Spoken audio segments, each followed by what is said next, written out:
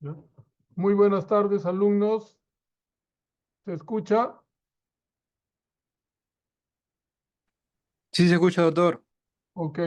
Entonces, el día de hoy vamos a revisar, quizá, ¿no? La patología más frecuente de hematología, que es la anemia. Y dentro de las anemias, la más frecuente a nivel mundial, que es la anemia ferropénica.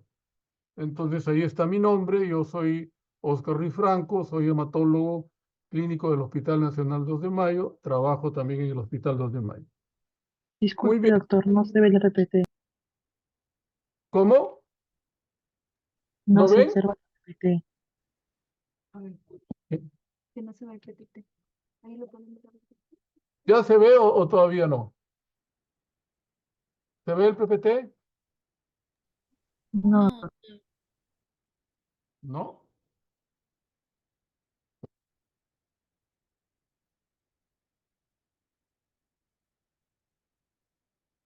A ver, un momentito.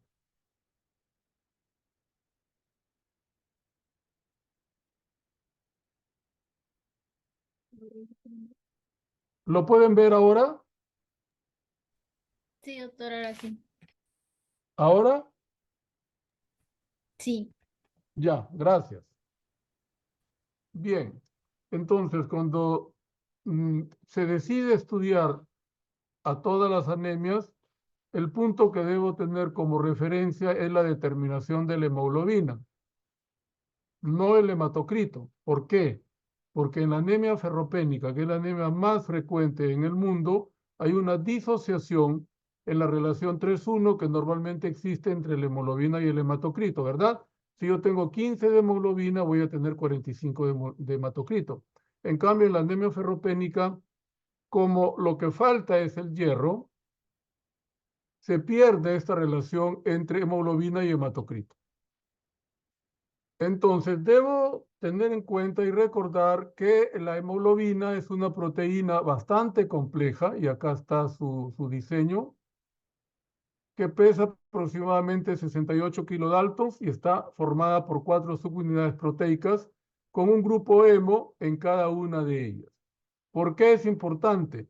Porque en la región central de las 4 cadenas se encuentra el 2,3-difosfoglicerato, que es sumamente importante para el transporte del oxígeno. Conformando la molécula de hemoglobina, quien va a dar el nombre del tipo de hemoglobina son las cadenas que la conforman, ¿no? Nosotros, cuando hablamos de la hemoglobina A1 o hemoglobina del adulto, de la hemoglobina A2, tenemos siempre cadenas alfa. Y las que van a cambiar son las cadenas no alfa, que pueden ser beta, pueden ser gamma, pueden ser delta, pueden ser epsilon y zeta. Recordar que epsilon y zeta son cadenas de secuencia de aminoácidos cuando somos embrión. Cuando ya nacemos tenemos hemoglobina A, hemoglobina A2 y hemoglobina fetal, como vamos a ver un poquito más adelante. Entonces, podríamos decir que la hemoglobina es una proteína sumamente compleja que está constituida por dos estructuras importantes, el núcleo hemo y una fracción totalmente proteica llamada globina. En el núcleo hemo está la protoporfirina y el hierro en estado reducido, es decir, con valencia 2, para que pueda captar oxígeno y llevarlo a los tejidos, que es la función fundamental de la hemoglobina. Y una fracción totalmente proteica llamada globina, que va a dar el nombre a los diferentes tipos de hemoglobina. Dos cadenas alfa, genéticamente determinadas en el cromosoma 16, y dos cadenas no alfa, genéticamente determinadas en el cromosoma 11. Estas cadenas no alfa pueden ser beta, gamma y delta. Entonces, quien da el nombre a la hemoglobina son las cadenas no alfa. Así tenemos a la hemoglobina A o hemoglobina A1, que está constituida por dos cadenas alfa y dos cadenas beta. En el adulto, esta hemoglobina representa hasta el 98% de toda su hemoglobina. En cambio, en el recién nacido es apenas el 20%. Después tenemos a la hemoglobina A2, que está constituida por 2 cadenas alfa y 2 cadenas delta. Lo normal es que esta hemoglobina sea hasta 3,5%. Cuando la hemoglobina 2 está por encima de 3,5%, debo descartar una beta-talasemia menor, que es una anemia hemolítica congénita. En el recién nacido es apenas el 0,5%. La hemoglobina fetal está constituida por 2 cadenas alfa y 2 cadenas gamma. En el adulto no debe pasar el 2%. En cambio, en el recién nacido corresponde al 80% de la hemoglobina. Por eso, cuando nosotros nacemos con un hematocrito alto y una hemoglobina alta. Por ejemplo, 20 de hemoglobina y 60 de hematocrito. ¿Por qué? Porque la hemoglobina fetal se caracteriza por retener el oxígeno, por no liberarlo o soltarlo. Entonces, teniendo en cuenta ese background, podríamos decir que los valores de hemoglobina, según la Organización Mundial de la Salud, los va a clasificar de acuerdo pues a nuestra edad. Los adultos, las gestantes, que son un tipo especial de mujer, mientras están pues están procreando un nuevo ser, los niños menores de 12 años y los adultos mayores, ¿no? La palabra anciano es fea, mejor el adulto mayor. Entonces, el adulto varón, cuando está por debajo de los 1000 metros de altura, como ocurre, por ejemplo, con nosotros que vivimos en Lima, debe tener en promedio 15 de hemoglobina con un rango de 2, es decir, de 13 a 17. Las mujeres, como usualmente tienen menos superficie corporal, van a tener menos hemoglobina, en promedio 14, con un rango también de 12, es decir, de 12 a 16. Las gestantes, como en ellas aumenta el volumen plasmático, ¿por qué aumenta el volumen plasmático en una gestante? Porque ellas necesitan mayor cantidad de proteínas que intervengan en el mecanismo de la coagulación, para no morir desangradas durante el parto y para no perder al feto. Por eso es que hasta en una tercera parte en la gestación la mujer puede presentar una trombosis venosa profunda sobre todo, ¿no? Por eso hay que tener cuidado con eso también.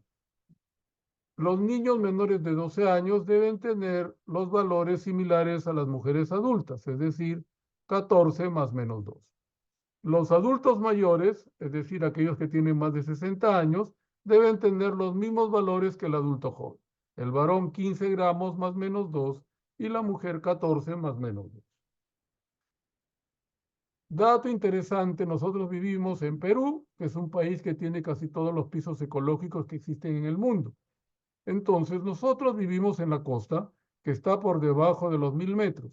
Entonces, no tenemos por qué corregir la hemoglobina para nosotros. Pero cuando subimos hacia los 1000 metros, por ejemplo, si una persona en vez de vivir en Lima, que está a 30 metros sobre el nivel del mar, vive en una zona de 1000 metros, ya tiene que incrementar la hemoglobina ya no en 13, sino en 13,2.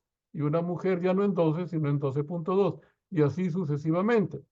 Por ejemplo, hipotéticamente nos situamos en Cerro de Pasco, que se encuentra en el último grupo, ¿verdad? Entre los 4000 y los 4500. Entonces, la mujer en Cerro de Pasco debería tener una hemoglobina mínimo en 16, porque en la costa es 12, más 4 en promedio sería 16, porque si no, tendríamos que restarle esa cantidad y me saldría anémica.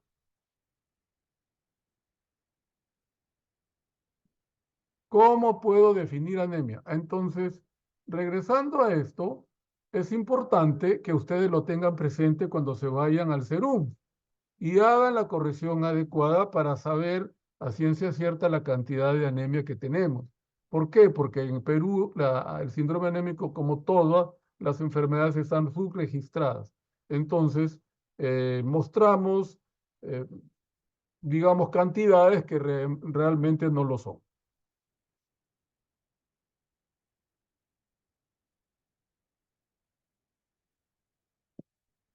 Mm.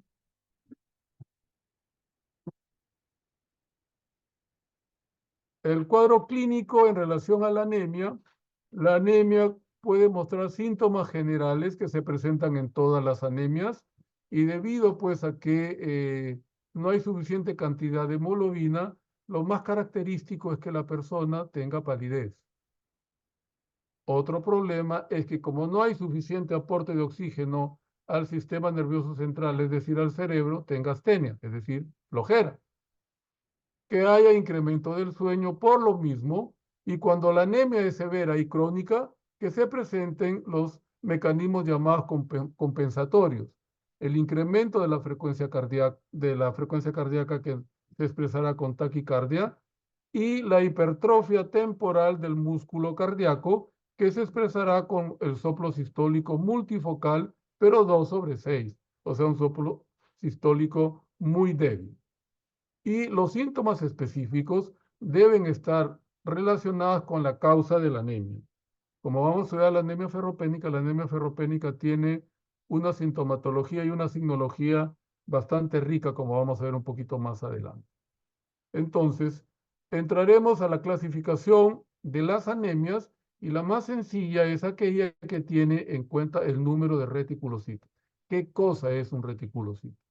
Un reticulocito es un glóbulo rojo joven que normalmente en personas que no tenemos anemia se encuentran en la sangre periférica a razón de 0,5 a 2%. Cuando las anemias que estudiamos tienen un recuento de reticulocitos normal o disminuido, se llamarán anemias por menor producción. Y cuando las anemias tienen por encima del 2%, se llaman anemias hemolíticas o anemias por mayor destrucción. ¿Cuál es este?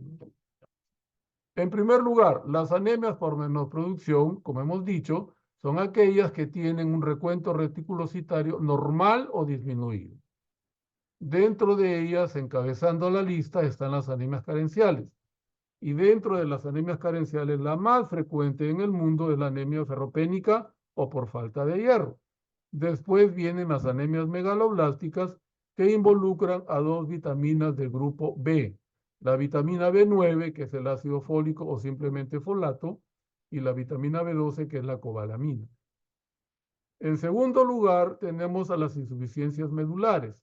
Cuando hay poca formación de células hematopoyéticas y ese tejido medular ha sido reemplazado por grasa, estaríamos frente al cuadro de aplasia medular. O cuando hay una alteración en la formación de los aminoácidos que van a formar las cadenas de hemoglobina, están alteradas por algo que se adquirió, no porque la persona nació así, sino por algo que se adquirió, estaríamos frente a los síndromes mielodisplásicos. En tercer lugar, tendemos a las neoplasias hematológicas. Dentro de las neoplasias hematológicas, la más frecuente es la leucemia aguda. Decimos que una leucemia es aguda cuando la persona tiene en sangre periférica o en médula ósea más del 20% de blastos. Leucemia crónica es aquella situación donde la persona tiene leucocitosis, pero a expensas de células maduras, no por encima de 20% de blastos. Después vienen los linfomas, que son neoplasias que toman o afectan a los linfocitos. Y los linfocitos nosotros sabemos que pueden ser B o pueden ser T. Después tenemos al mieloma múltiple, que es un cáncer relativamente frecuente en nuestro hospital. En lo que va de este año ya tenemos 14 mielomas nuevos. Entonces el mieloma múltiple toma a un tipo especial de linfocitos B altamente especializados, que son las células plasmáticas, y ellas producen las inmunoglobulinas. El mieloma múltiple más frecuente es el mieloma IgG, que es el que menos daño ocasiona porque la inmunoglobulina G es una inmunoglobulina pequeña. Después vienen los llamados síndromes mieloproliferativos crónicos, en donde toma el nombre de acuerdo a la serie que está más comprometida. Si es la serie roja o los eritrocitos, se llamará policitemia vera. Si es la plaqueta, se llamará trombocitosis esencial. Si es el leucocito, se llamará leucemia crónica, ya sea mieloide crónica o linfoide crónica. Y si es el fibroblasto, que es la célula que da el sostén a la médula ósea, estaríamos frente a la metaplasia mieloide adenogénica. En cuarto lugar, están las anemias mieloctísicas. El término mieloctisis viene del griego mielo, que significa médula, y tisis a distancia. Entonces, la mieloctisis es la situación donde una neoplasia no hematológica, por ejemplo, como un adenocarcinoma en el varón de próstata, en la mujer de mama, infiltra la médula ósea y le quita espacio a las células hematopoyéticas normales. Eso es una mieloctisis. También esto puede ser ocasionado por la infiltración por granulomas o por enfermedades granulomatosas, como sucede con la tuberculosis miliar, la brucelosis. En quinto lugar tenemos a la llamada anemia por enfermedad crónica, que es una patología en donde la persona tiene una anemia usualmente normocítica, normocrómica, es decir, de tamaño y color normal en el glóbulo rojo.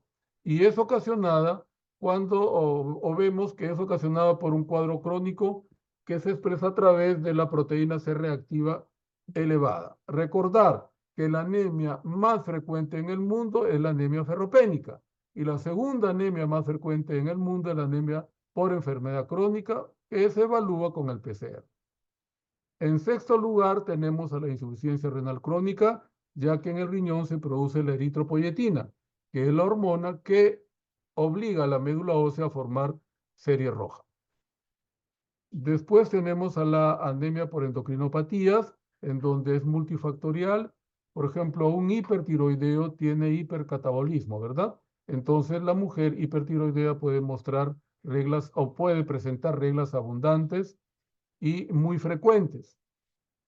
Además, como es catabólica, pierde peso. Y por eso es que en las endocrinopatías, digamos que la causa es multifactorial. Después tenemos a las anemias llamadas hemolíticas, en donde el número de reticulocitos está por encima del 2%. Y las tenemos que clasificar como anemias hemolíticas o por mayor destrucción. Entonces, el glóbulo rojo, que debe vivir 120 días, vive a veces 1 hora, a veces 2 horas, etc. Las anemias hemolíticas, entonces, las voy a dividir en dos grandes grupos. Las congénitas, donde el defecto está en la anatomía del glóbulo rojo, o las adquiridas, en donde el glóbulo rojo va a ser una célula blanca o una target cell de una enfermedad que es extraña a él. Empezaremos por las congénitas. Dentro de las congénitas están las membranopatías, siendo la más frecuente la esferocitosis hereditaria. Le sigue la eliptocitosis hereditaria. ¿Por qué se llama esferocitosis hereditaria? Porque el glóbulo rojo, es cierto, puede tener una forma un poquito redonda, pero es bicóncavo. En cambio, el esferocito, que origina la esferocitosis hereditaria, pierde esa concavidad. Por eso se hace rígido, no se puede distender todo lo que se necesita para atravesar los sinusoides esplénicos y se destruye el glóbulo rojo. Lo mismo sucede con la eliptocitosis hereditaria, en donde en la sangre periférica los glóbulos rojos no van a ser bicóncavos o no van a ser redonditos, sino van a ser elípticos, como si fuera un puro, por ejemplo. Después, si se toma el aparato enzimático, se llamarán enzimopatías, y dentro de ellas las más frecuentes se deben a deficiencia de la glucosa 6-fosfato deshidrogenasa y a la deficiencia de piruvato quinasa, que son dos enzimas que nos sirven para formar los ATP. ¿Y para qué me sirven los ATP? Para acumular la energía que necesitamos gastar a lo largo de nuestro día, ¿no? Por último están las hemoglobinopatías, que las debo diferenciar en dos grandes grupos. Hemoglobinas anormales, cuando las cadenas de hemoglobinas tienen el número de aminoácidos normal, pero uno de ellos es cambiado por otro. La más frecuente es la hemoglobina S, que ustedes ya verán un poco más adelante cuando les toque la clase de anemia drepanocítica, que es también como se conoce a la enfermedad homocigota de la hemoglobina S. O cuando se altera el número de cromosomas, es decir, en las talasemias, el término talasemia viene del griego talazo, que significa mar, y semia, que significa enfermedad. Entonces, en las talasemias se puede presentar una alteración en las cadenas alfa o en las cadenas beta. y por eso es que las talasemias se llaman alfa-talasemias o beta-talasemias. ¿Cuál es la diferencia entre una hemoglobina normal como la hemoglobina S y una talasemia? Que la hemoglobina normal va a tener el número de aminoácidos normal. Lo que cambia es uno por otro, porque es un efecto de sustitución. En cambio, en la talasemia, la cadena globínica va a estar más corta o no va a estar presente, porque lo que faltan son aminoácidos que forman estas cadenas. Entonces, la hemoglobina normal es una anemia hemolítica por defecto en la calidad de la hemoglobina. En cambio, la talasemia, sea beta o sea alfa, puede ser o es por disminución del número de aminoácidos en las cadenas. Y para terminar ya lo que vendría a ser la clasificación de las anemias hemolíticas, están las anemias hemolíticas adquiridas, que son aquellas que se presentan de repente sin tener un antecedente previo, como ocurre en la mayoría de las anemias hemolíticas inmunes. Inmune es aquella anemia hemolítica en donde el test de Kunz directo es positivo. ¿Y el test de Kunz qué hace? Es una proteína que detecta una proteína o que se adosa a la membrana del glóbulo rojo y evita que este glóbulo rojo se distienda. Entonces, cuando pasa por los sinusoides esplénicos, que es donde se destruyen los glóbulos rojos, no puede adaptarse al calibre de ellos y es destruido. Entonces, las inmunes, que son Kunz directo positivo, están conformadas por la anemia hemolítica autoinmune primaria, aquella que no tiene causa. Buscamos todas las causas y no encontramos ninguna. Y la anemia hemolítica autoinmune secundaria, que sí podemos buscar o encontrar una causa, como sucede, por ejemplo, en los linfomas, sobre todo los linfomas cuando son de estirpe B. En la leucemia linfoide crónica también se puede presentar. En las colagenopatías, como en el lupus eritematoso sistémico, en las infecciones bacterianas, como la brucelosis, en los cuadros virales, como la hepatitis B y C, sobre todo, y el virus del VIH. Recordar que el VIH da casi todas las alteraciones hematológicas, hasta neoplasias. Las neoplasias no linfoides, como el tumor de ovario, y medicamentos como el alfa-metildopa ya no se usa, ¿no? Pero la rifampicina sí se usa todavía para tratar el problema de la tuberculosis, que también es otra endemia en nuestro país. Después tenemos a las no inmunes, aquellas en donde el Kunz directo es negativo, entonces tengo que buscar una causa y a lo mejor lo encuentro a nivel de las válvulas cardíacas. Una anemia hemolítica de origen traumático a nivel de las válvulas cardíacas. Recordar que mucha gente que viene a operarse por una valvulopatía viene de la sierra. ¿Por qué? Porque tuvo cuadros infecciosos que no fueron tratados adecuadamente con antibióticos y le crecieron vegetaciones en las válvulas cardíacas. Y eso origina, pues, una anemia hemolítica a ese nivel. La hemoglobinuria de la marcha, en donde la persona pierde hemoglobina después de recorrer grandes trechos por marcha, ¿no? Eso se veía, por ejemplo, en la antigüedad, cuando los que eran oficiales del, entre comillas, ejército, iban a caballo y en cambio el pueblo corría a pie, ¿no? Ahí se veía. La anemia hemolítica microangiopática, que se da en la coagulación intravascular diseminada, y en la púrpura trombótica trombocitopénica también. La anemia hemolítica mediada por agentes químicos y físicos, como sucede con la intoxicación aguda por plomo, por cobre, con oxígeno puro. Por eso cuando ustedes han visto que una persona, un paciente está recibiendo oxígeno, no es que se le da puro. El oxígeno se hace pasar por un recipiente que tiene agua para darlo húmedo, porque el oxígeno puro podría desencadenar una anemia hemolítica. Venenos de serpientes e insectos venenosos. Y el Perú, por ser un país mega diverso, tiene tanto serpientes como insectos venenosos. Las quemaduras cuando ocupan o toman más del 10% de la superficie corporal total. Y por último, tenemos a las anemias hemolíticas mediadas por cuadros infecciosos por microorganismos, como por ejemplo el paludismo o plasmodium, ¿no? Perú es un país en donde el plasmodium todavía está presente. La bartonela, recuerden que Carrión tuvo la osadía, entre comillas, y la valentía de inyectarse sangre de la verruga de un paciente que tenía la enfermedad en esa época llamada de la orolla, y él narra paso a paso lo que iba sintiendo, ¿no? Y muere por ello. Después, el Clostridium y los virus, como sucede con el citomegalovirus. Ahora sí, estamos ya de lleno a lo que vendría a ser la clase, que ya que la anemia ferropénica es por excelencia una anemia carencial. ¿Por qué? Porque a nuestro organismo le falta hierro. Entonces, una anemia carencial se define como aquella en donde la causa de ella o de la anemia es la carencia de un oligoelemento como es el hierro, o de las vitaminas como es la vitamina B9, que es el ácido fólico, y la B12, que es la cobalamina. Encabezando esta línea está la anemia ferropénica. Entonces, recordar que la anemia ferropénica sigue siendo la anemia más frecuente en el mundo. ¿Por qué? Porque la mayoría de personas que habitamos este mundo pertenecemos al rango de pobreza, ¿no? Entonces, como dice aquí, es la más frecuente en el mundo, sobre todo en los países pobres. Recordar que la anemia ferropénica es el último estadio de lo que se conoce con el nombre de carencia de hierro. Entonces, vamos a recordar algunas de las etapas. En primer lugar, la ferropenia prelatente, en donde lo que no encontramos es hemosiderina. Y ya al inicio de la clase dijimos que la hemosiderina es el hierro que se encuentra en la médula ósea.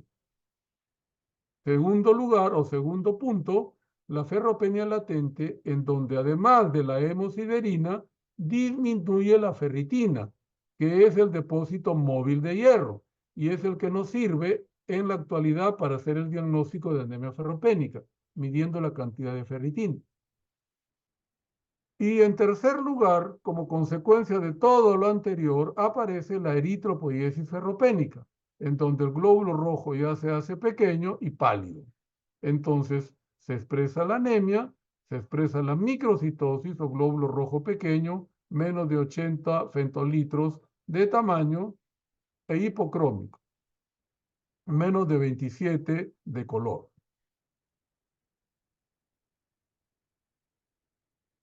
Para explicar un poco, la unidad funcional de la médula ósea se llama islote eritroblástico, y este es fundamental para la entrada del hierro de los macrófagos que tenemos en la médula ósea, medulares que contienen la hemosiderina a los eritroblastos. La conformación de esta unidad está dada por un macrófago que se va a rodear de eritroblastos, y este macrófago libera el hierro y se lo cede a los glóbulos rojos muy jóvenes, como son los eritroblastos, y si el hierro que le da está bien, es adecuado y es normal en cantidad, se formará pues un glóbulo rojo normal. Recordar que el hierro tiene un mecanismo, un metabolismo cerrado en nuestro organismo, que la mayor cantidad de hierro que tenemos en nuestro cuerpo es un hierro reciclable de lo que comemos y de las células que se destruyen en nuestro propio organismo. Y ese mecanismo de reutilización del hierro se llama rofeocitosis. Entonces, por el mecanismo de rofeocitosis, el macrófago que tenemos en la médula ósea, que tiene hierro en su interior, lo cede a los eritroblastos y se conforma un glóbulo rojo normal. Entonces, el hierro que tenemos en la médula ósea, en un 80%, sirve para sintetizar una hemoglobina normal. Y el 20% restante se encuentra como depósito. Depósito móvil, ferritina, que se puede medir en la sangre periférica, y ella se constituye en la prueba de oro para hacer el diagnóstico de anemia ferropénica, y la hemosiderina, que ya hemos dicho previamente que es el depósito fijo de hierro y que se encuentra en la médula ósea. ¿Qué sucede en la eritropoiesis ferropénica? Como no hay hierro a nivel de la médula ósea, es decir, en la hemosiderina, no puede haber transferencia de este hierro que debería estar en la médula ósea hacia los eritroblastos que la médula ósea está formando. Y como consecuencia de ello, el glóbulo rojo se va a formar pequeño, microcítico, y pálido o hipocrómico. Por eso la característica de la anemia ferropénica es que encontremos en el frotis de sangre periférica microcitosis e hipocromía. Causas de la anemia ferropénica, que repito, es la anemia carencial más frecuente en el mundo. Ingesta inadecuada, ¿dónde se ve eso? En la niñez y en la mujer que tiene la posibilidad de menstruar todavía, ¿no? Porque no compensa la pérdida que tiene con la ingesta adecuada. Entonces recordemos que Perú está catalogado como uno de los países con un arte culinario increíble, inmenso y todo lo que usted quiera, pero también hay mucho pobre. Entonces, la mayoría de habitantes que viven sobre todo en la sierra y en la selva tienen poco acceso a los alimentos ricos en hierro, que son básicamente los alimentos de origen animal, como las carnes, la leche, el pescado, el queso, etc. Después, puede ser que la persona reciba la cantidad de hierro que necesita, pero no lo puede absorber. Eso se debería a una mala absorción. Que haya pérdida crónica, por ejemplo, en la mujer que menstrua mucho porque tiene miomas. Cuando hay un cuadro hemolítico intravascular, o sea, el glóbulo rojo, no se destruye en el vaso órgano, sino en el vasoconducto. Y por lo tanto, a través de la orina se pierde hemoglobina y se pierde hierro, obviamente. Y otra situación que todavía es bastante frecuente en nuestro país, sobre todo en las clases económicamente deprimidas, es la desviación del hierro de la madre hacia el feto y al lactante. Todavía en Perú, mujeres jóvenes todavía tienen muchos hijos, ¿no? Entonces, en el caso de la sierra, hasta cierto punto se entiende porque los utilizan para elaborar el campo, ¿no? Pero en la costa ya no tanto. Entonces, si una pareja de hombre-mujer se disocia o se separa y después ellos se encuentran, lo más probable es que tengan otros hijos y así sucesivamente. Entonces, hay un problema pues de desviación del hierro de la madre hacia el feto y el lactante porque la mujer no tiene la suficiente cantidad de hierro y tiene muchos hijos todavía. Yendo a la fisiopatología, podríamos sintetizarla con que la falta de hierro interfiere en la síntesis del núcleo M, lo que causa una menor síntesis de la molécula hemoglobina. Como consecuencia de ello, disminuye la actividad de proteínas que contienen hierro. Dentro de ellos están los citocromos que nos sirven para la respiración celular y la mieloperoxidasa que la tenemos en los neutrófilos que nos sirven para nuestra defensa.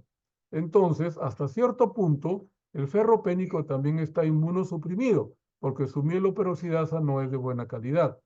Después vendría la disfunción neurológica con disminución del rendimiento intelectual. Y la tristeza es que eso se da en los niños pequeños. Si un niño menor de 5 años no ha recibido hasta la edad de que le refiero, 5 años, la suficiente cantidad de hierro, ese niño obviamente va a crecer, ¿no? Pero no podrá entender después lógico, matemáticas, no podrá tener una buena síntesis cuando lee y hacer un resumen adecuado, porque tiene un daño estructural a nivel del cerebro debido a la falta de hierro.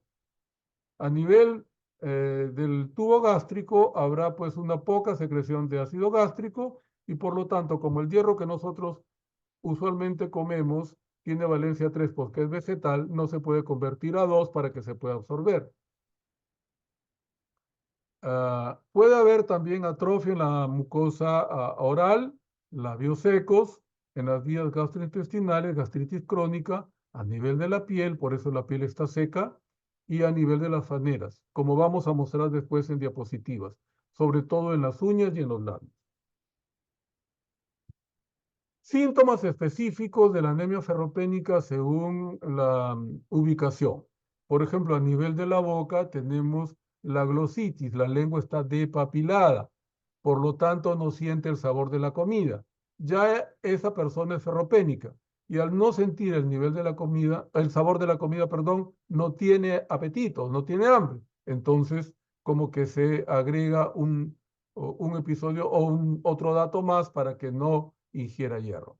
La estomatitis, que vendría a ser el labio seco, y la quelitis comisural, que es el resquebrajamiento de las comisuras labiales. Después les voy a mostrar fotitos al respecto. A nivel de las uñas se invierten su curvatura normal, pero primero se vuelven planas y eso se llama platoniquia, y luego invierten la curvatura normal y eso se llama coiloniquia o uña en cuchara. A nivel de los cabellos, el cabello primero se torna opaco, luego se torna más seco, se parte y eso se llaman horquillas o horquetillas, como le dicen, y se cae. Después viene la pica, que ya es un síntoma neuropsiquiátrico en donde la persona que tiene carencia de hierro y sobre todo se da en mujeres, requiere o tiene la necesidad imperiosa de ingerir algo que usualmente no se come, ¿no? Puede ser papel, puede ser tierra, puede ser cabello. Una vez en la sala San Andrés, hace ya algunos años, tuvimos que hacer operar a una señora que se comía el cabello, obviamente se quedó calva, se puso una peluca y también se comía la peluca. Y tuvieron que operarla porque tenía un besoar. ¿Qué es un besoar? Es un tumor de pelos que tenía ella dentro de la cavidad abdominal y obviamente se le retiró. A nivel del estómago puede haber dispepsia por el tema de la gastritis. Entonces aquí yo lo que les estaba diciendo, ¿no? A nivel del ojo, las escleras azuladas, porque la esclerótica no se ha formado bien. A nivel de la boca, labio seco, a pesar de que la señora se ha echado el lápiz labial, y la queilitis angular, que es el resquebrajamiento de las comisuras labiales.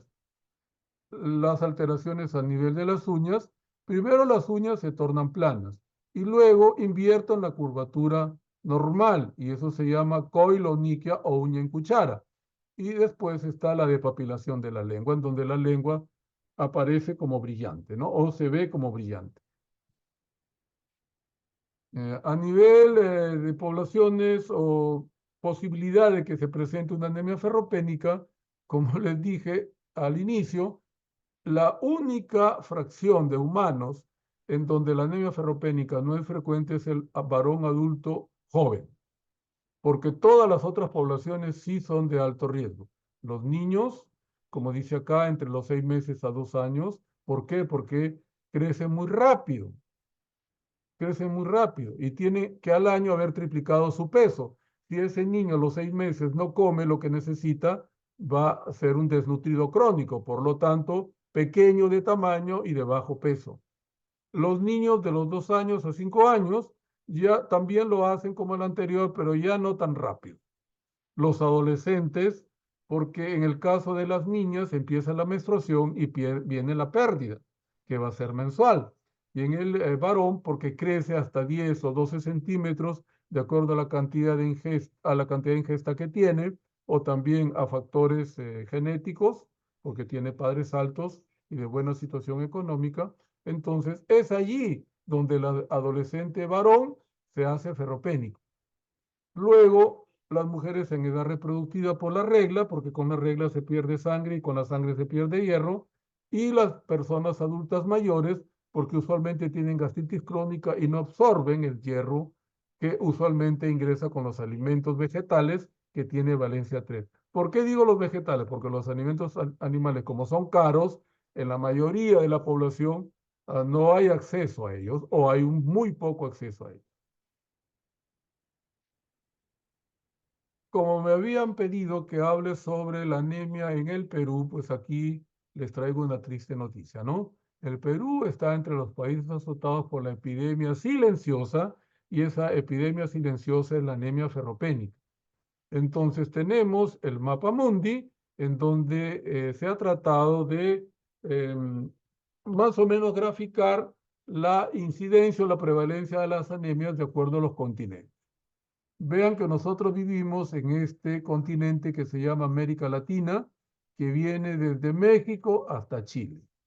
Y vean ustedes la incidencia o prevalencia de anemia ferropénica en América Latina. Es totalmente desigual, ¿no? Nosotros representamos el continente más desigual del mundo. Al norte tenemos a Estados Unidos, que es el único país del mundo en donde no tiene una gran cantidad de anemia ferropénica porque tiene a menos del 5% de su población con anemia ferropénica. Nos pasamos a Europa, a la educada Europa, y vemos que no es tan contundente como Estados Unidos. O sea, Europa tiene un poco más de anemia ferropénica. Llegamos a África y África sí da pena. Pues no, porque la mayoría de países africanos tienen una alta incidencia de anemia ferropénica, lo mismo que algunos países asiáticos, como sucede, por ejemplo, con la India, que está dentro de lo que vendría a ser un país, entre comillas, desarrollado ahora, ¿no? Pero es un desarrollo más o menos como en el Perú, que es totalmente desigual. Otro dato interesante son los requerimientos diarios de hierro en la dieta según la edad. Un niño de 1 a 5 años, como está en pleno crecimiento, necesita un gran aporte de hierro, es decir, por lo menos 8 miligramos de hierro por día. Cuando el niño está entre los 5 y 12 años, que vuelve a crecer, entre 12 miligramos de hierro por día. De hierro como elemento me refiero, no como sal. El varón adulto, como ya no crecemos, creceremos de ancho, pero ya no de alto, necesitamos solo 10 miligramos. O sea, la única población que no es sensible para la anemia ferropénica es el varón adulto joven, es decir, menor de 60 años. Después viene la mujer en edad fértil, que necesita 14 miligramos de hierro por día en promedio, pero obviamente va a cambiar de acuerdo a la cantidad de días de sangrado que tiene y a la intensidad del sangrado. Y si tiene, por ejemplo, miomas o si tiene ovario poliquístico, va a sangrar más. Y la gestante, sobre todo en el último trimestre, que es donde el feto ya está desarrollado y crece, y solamente crece. Entonces la depleta de hierro y ella necesita un aporte de 16 miligramos por día. O sea, no es que necesita comer 16, sino que necesita absorber 16. A eso me refiero. Después las fuentes, ya hemos dicho que la mejor fuente es el alimento animal, porque están con valencia 2, entonces no se necesita del pH ácido del estómago para que ese hierro con valencia 2 se absorba. En cambio, los alimentos de origen vegetal tienen valencia 3. El pH del estómago, que es ácido, lo convierte en 2 y lo puede absorber, pero si tenemos una gastritis crónica no va a pasar este efecto y entonces no se absorbe el hierro. ¿Dónde se absorbe el hierro? El 80% del hierro se absorbe en el duodeno y el 20% restante en el yeyuno. Los niños usualmente no tienen depósitos de hierro, pero deberían tener 500 miligramos de depósitos, igual que las mujeres. En cambio, los adultos, sobre todo los varones, debemos tener 1000 miligramos de depósitos. ¿Qué voy a encontrar en el laboratorio a nivel de lo que vendría a ser el hemograma, que es el examen de laboratorio más frecuente, más solicitado en el mundo hasta la fecha? Lo divido en glóbulos rojos, leucocitos y plaquetas. ¿Qué voy a encontrar en una anemia ferropénica a nivel eritrocitario? En primer lugar, glóbulo rojo pequeño o microcítico, volumen corpuscular medio o tamaño menos de 80 femtolitros. Glóbulo rojo pálido, la hemoglobina corpuscular media está disminuida y eso se conoce con el nombre de hipocromía, es decir, un HCM o una hemoglobina corpuscular media menor de 27 picogramos. Y puedo encontrar, que no es obligatorio, la presencia en el frotis de sangre periférica, aparte del glóbulo rojo y pálido, puedo encontrar células en habano, es decir, en puro, o células en lápiz. A nivel de los leucocitos, usualmente el recuento leucocitario está normal, pero puede ser que se presente una discreta leucopenia. En cambio, con las plaquetas sí podemos encontrar alteración. A nivel de las plaquetas, usualmente, como en los niños, la carencia se da por falta de ingesta, las plaquetas son normales, pero hasta un 28, casi 30% puede presentar trombocitopenia. En cambio, el evento contrario, la trombocitosis, que se da por pérdida, se puede presentar en el 35% de los niños. ¿Qué debo descartar? Sobre todo parásitos que se alimentan de sangre o parásitos hematófagos. Y en el adulto, la trombocitosis tiene como causa más frecuente la pérdida, porque ya no crecemos. Entonces, el 50-75% de trombocitosis se presenta en el adulto. En la mujer por la pérdida de la regla y en el varón se ha fregado porque tendrá pues un cáncer de estómago o un cáncer de próstata. Y esto vendría a evidenciar lo que voy a encontrar en un hemograma llamado automatizado, porque ahora los hemogramas se realizan o se procesan de esta manera. Un aparato en donde se absorbe 1 centímetro cúbico de sangre y en 1 minuto nos da toda esta información. Está en inglés, pero todo el mundo entiende, ¿verdad? Glóbulos blancos. Recordar que el número de blancos es de 4.000 a 10.000, por lo tanto está normal.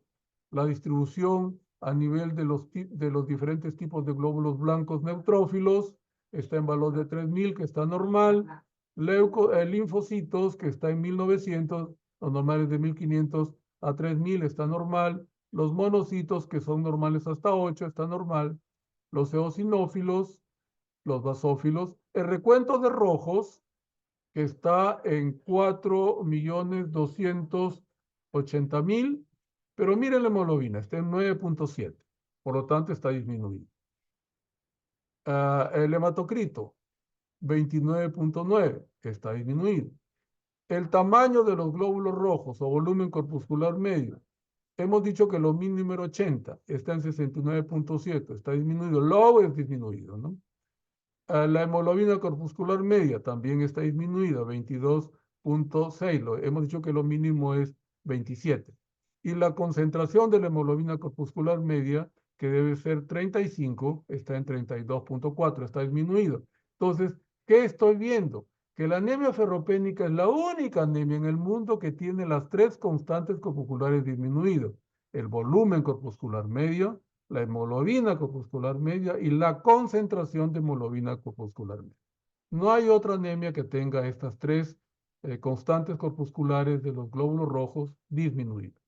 El índice de anisocitosis, que en inglés se dice RDW, está elevado porque lo normal es hasta 14,4 y aquí tiene 18,4.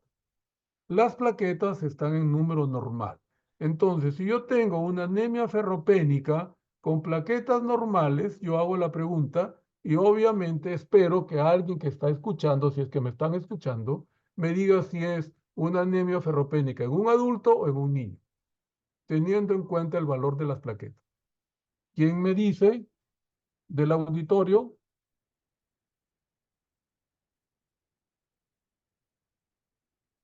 ¿Están o no están?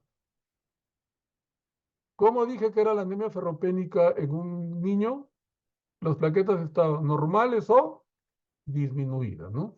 En cambio, en el varón adulto, como la causa es la pérdida por un cáncer o porque tuvo una cirrosis o porque tiene una cirrosis hepática, entonces debe haber trombocitosis reactiva. Si el número de plaquetas está normal, debo sospechar que se trata de un niño. En el caso de la mujer, también es por pérdida, pero usualmente es por la regla. Entonces, ¿qué cosa es lo rescatable de este hemograma que me muestra una anemia ferropénica? Que los leucocitos pueden estar normales, la fórmula diferencial de leucocitos estará normal, los glóbulos rojos estarán disminuidos, la hemoglobina estará disminuida, el hematocrito estará disminuido, las 3 constantes corpusculares estarán disminuidas, y le repito, es la única anemia que tiene las 3 constantes disminuidas, el índice de anisocitosis estará elevado, el recuento de plaquetas puede estar normal, que sucede sobre todo en los niños, o puede estar elevado, que sucede sobre todo en los adultos.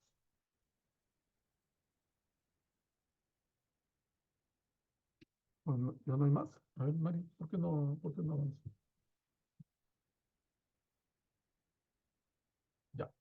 Mirando el frotis de sangre periférica, obviamente lo que nos llama la atención en el frotis de sangre periférica es que los glóbulos rojos parecen aros, ¿no? No tienen este color como tiene este, por ejemplo, ¿no? Son sumamente hipocrómicos y pequeños. Entonces, estoy demostrando a través de un frotis de sangre periférica la hipocromía y la microcitosis. En la médula ósea, por definición, en una paciente o en un paciente que tiene anemia ferropénica, no debe haber hemosiderina, porque hemos dicho que la hemosiderina es el depósito fijo de hierro. La celularidad estará normal o incrementada. ¿Por qué? Porque al tener anemia, ¿qué sucede en nuestro organismo? Que se eh, activa el sensor de hipoxia que tenemos en el riñón, y el riñón ¿qué hace? Produce eritropoyetina. Esta eritropoyetina producida a nivel de riñón viaja a la médula ósea y le obliga a la médula ósea a fabricar más glóbulos rojos. Por eso la celularidad usualmente está incrementada. Cuanto más grave o severa sea la anemia, mayor número de células encontraremos en el aspirado de médula ósea. Si estudiamos el metabolismo del hierro, obviamente el hierro sérico estará disminuido al medirlo en la sangre periférica. La capacidad de unión a la transferrina estará incrementada porque hay poco hierro que satura a la transferrina, y la prueba de oro es la ferritina sérica, que estará bien disminuida. Aquí para mostrarles una médula ósea en donde se debe ver este color entre amarillo, verdoso, inclusive azul, cuando hay depósitos de hierro. Entonces, este color, que se consigue con una tinción especial para teñir el hierro en la médula ósea, me da como resultado, cuando el hierro está normal, este color verdoso. Cuando el hierro está incrementado, me da este color un poco más intenso o celeste. Y cuando no hay hierro, las espículas están vacías. Se ven transparentes, como lo veo aquí y como lo veo acá. Entonces, si regreso, me voy a dar cuenta, ¿verdad? Normal, incrementado y ausente. No hay hemosiderina. No hay depósitos fijos de hierro.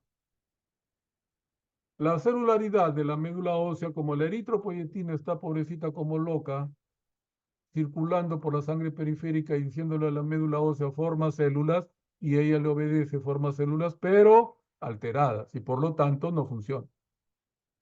Entonces la médula ósea va a ser una médula ósea hipercelular. Esta es la grasa, que para una persona adulta es casi nada, y gran cantidad de células o de material hematopoyético. Esa es una visión a menor aumento. Para terminar, tenemos el tratamiento. El tratamiento puede ser por vía oral o por vía parenteral. En la vía oral, en el adulto, la dosis de hierro como tal, no como la sal ferrosa, sino como tal, como metal, debe ser de 100 a 200 miligramos de hierro elemental por día, según los valores de hemoglobina, por 4 a 6 meses. Entonces, si la persona tiene menos de 10 de hemoglobina, le debo dar 200 miligramos de hierro, si es un adulto, obviamente, y si tiene 10 o más de hemoglobina, solamente 100, porque va a absorber entre el 10 a 20% de lo que está recibiendo. ¿Cuánto tiempo lo debe recibir? Usualmente entre 4 a 6 meses. La mitad del tiempo de los 4 o 6 meses para normalizar la hemoglobina, que es lo primero que sucede, y el resto de los 2 o 3 meses siguientes es para normalizar los depósitos fijos, dentro de ellos la hemosiderina. Por lo tanto, el tratamiento mínimo es de 4 a 6 meses. Pero si no le quito la causa, en el caso del niño que no come, en el caso de la mujer que tiene un mioma o que tiene ovario poliquístico, no le trato, va a seguir con anemia ferropénica. Entonces el tratamiento se vuelve crónico. En el caso de los niños, la dosis es de 3 a 5 miligramos por kilo por día de hierro elemental en jarabe. Según obviamente los valores de hemoglobina, 4 a 6 meses. Entonces, digo 4 a 6 meses porque necesito 2 a 3 meses aproximadamente para normalizar los valores de hemoglobina, y 2 a 3 meses adicionales para repletar los depósitos que están ausentes, sobre todo la hemosiderina, que es el depósito fijo de hierro. Cuando no puedo usar el hierro oral, me queda la vía parenteral. Entonces, cuando voy a utilizar la vía parenteral, puedo utilizar esta fórmula que fue ideada por Ganzoni por la década de los 80, en donde me dice la cantidad de hierro en miligramos es producto de esta simple operación. Hemoglobina ideal, es decir, a dónde lo quiero llevar. Ya sabemos que si es un varón mínimo es 13 y si es una mujer mínimo 12, menos la hemoglobina real, que puede ser 5, 7, 8, 9 o 10, por el peso en kilogramos, por 2.2, que es el volumen plasmático, más los depósitos que vendrían a formar la hemosiderina, que en el caso del hombre son 1000 y en el caso de la mujer son 500 miligramos. Entonces hago esa operación, por ejemplo, quiero llegar a 13 de hemoglobina y la mujer tiene 5, pesa 60 kilos, sería 13 menos 5 por 60 por 2.2 más 500 porque ella es una mujer. Si fuera un hombre sería 1000. Cuando utilizo el hierro sacarato, que es lo último que tenemos para tratamiento, digamos, agresivo de la anemia ferropénica, el hierro sacarato se puede dar hasta 200 miligramos, es decir, 2 frascos endovenoso en 2 horas, cada 48 horas, por 8 dosis, de acuerdo al nivel de hemoglobina al momento del diagnóstico.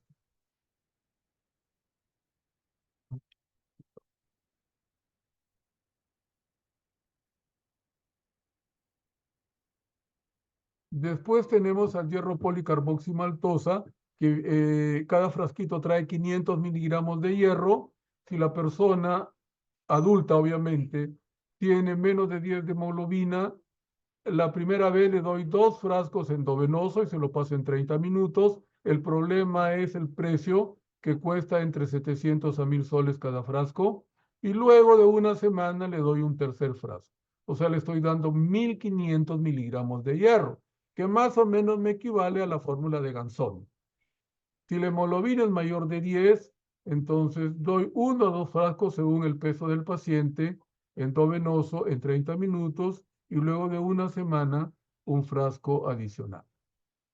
Entonces, ¿cuál es la ventaja del hierro polimaltosado?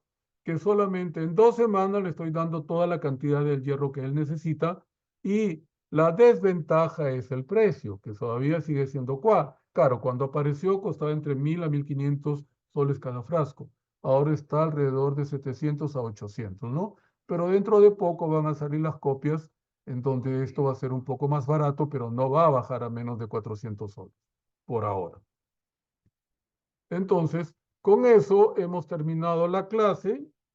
Son exactamente 20 para las 4.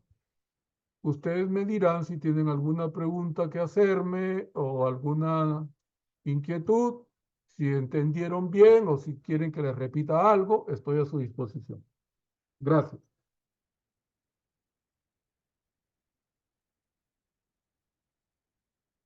¿Alguien tiene alguna pregunta?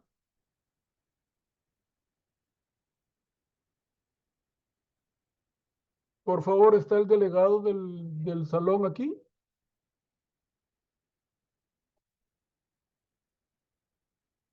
¿Quién es el delegado de hematología?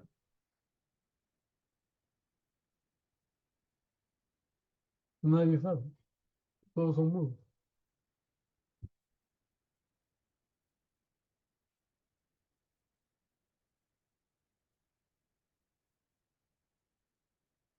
¿Alguna pregunta que deseen realizar? Todo claro, doctor. Todo claro. Ojalá, porque en el examen no me van a decir que no estuvo claro, ¿ah? Ustedes ya me han dicho que todo está claro. O sea, no es una advertencia, sino simplemente el hecho de que ustedes deberían preguntar algo que no les quedó bien.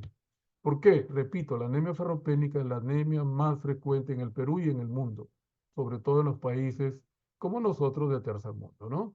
Y desafortunadamente somos los que más población eh, pues la tenemos a nivel mundial. Bueno, si todo estuvo claro, les agradezco por el tiempo que han dedicado para esta clase. Me hubiese gustado más que la clase sea presencial, porque hay más interacción entre profesor y alumno. Lástima pues que haya que haberla dictado por vía, pues, por Zoom, ¿no? No me gusta a mí el Zoom. A mí me gusta ver las caras de los alumnos y que ellos vean la mía. Entonces me doy cuenta si entendieron o no entendieron. Porque si no, es como que pasó nada más. A lo mejor me engañaron, pusieron ahí y estuvieron haciendo otra cosa, pero eso ya queda pues en la conciencia de cada uno. Bueno, entonces no me queda más que despedirme y les deseo toda la suerte, la fortuna a lo largo de este capítulo de hematología que es intenso y quizá algo nuevo para usted. Muchas gracias y hasta luego. Muchas gracias, doctor. Hasta luego. Muchas gracias, doctor.